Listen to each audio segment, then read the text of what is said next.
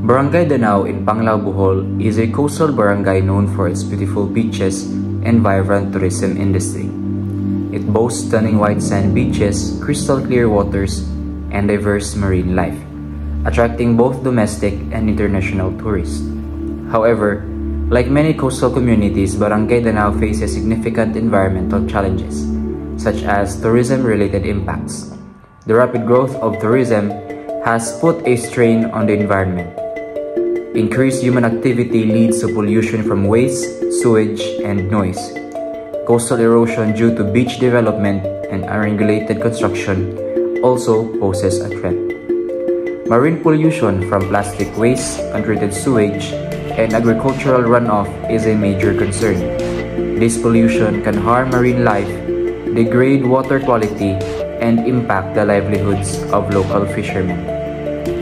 Also, overfishing, destructive fishing practices, and pollution contribute to the degradation of coral reefs, which are vital for the health of the marine ecosystems and support the local tourism industry.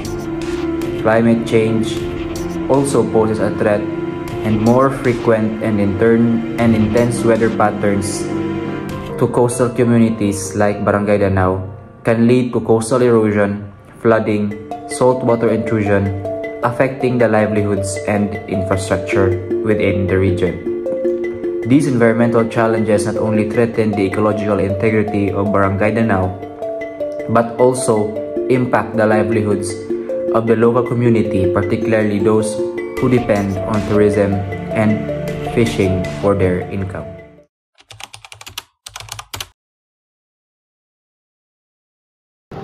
Good day, sir. Good day, everyone. I'm Decadent Galos. We're here at the Barangay Hall of Barangay Danao, Panglao. We're here to interview the barangay captain about the environmental issues as well as the projects and initiatives implemented to address the issues. And I'm here with my group mates. So my group mates and also the cameraman is Miguel Ubak. And let's start. So, good morning. I am Decadent Josh Gaas, and today we'll be having our interview regarding environmental sustainability here with our barangay captain, Honorable Martiniano Iman, barangay captain of Barangay Danao. Sir, we're pleasure to have you in our interview today. So, our first question is, what are the major environmental issues or signs of degradation in your locality, especially in Barangay Danao? Ang plastic na basura o sa takong problema sa environment na tipon sa mga landfill na ugaw sa karagatan o nagdahon sa kinabuhi sa dagat.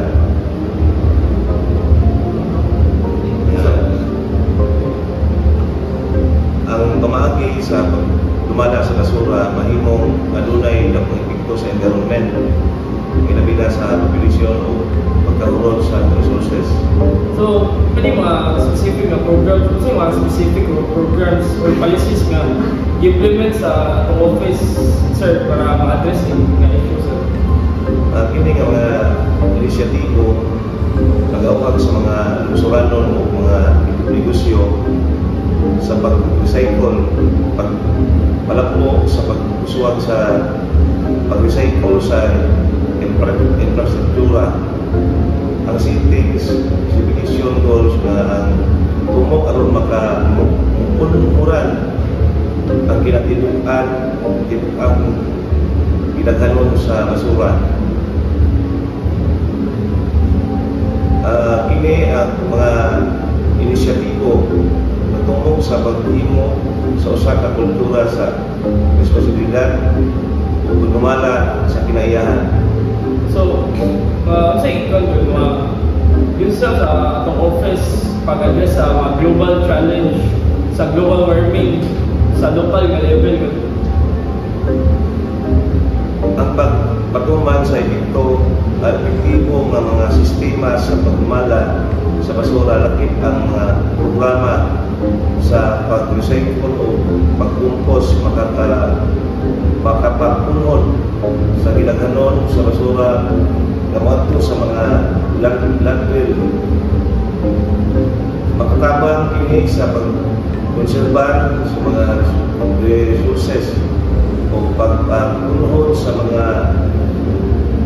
pagka greenhouse gas emission na nalakit sa paglabay sa basura. So, sa mga challenges nga giatubang sa itong officer sa pag-implement ani nga mga programa sa Kakulang sa pondo o mga resources ang mga environment programs sa garan na kinahanglan o nahimungdanong pinansyal ng mga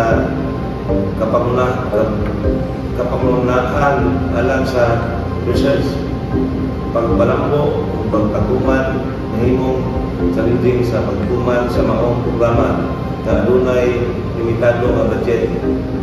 So, how does the community sa Danau yung sila participate sa pagsulbad sa mga problema and also nga mga programs nga encourage nila para ma-involve sa activity against pollution of plastic.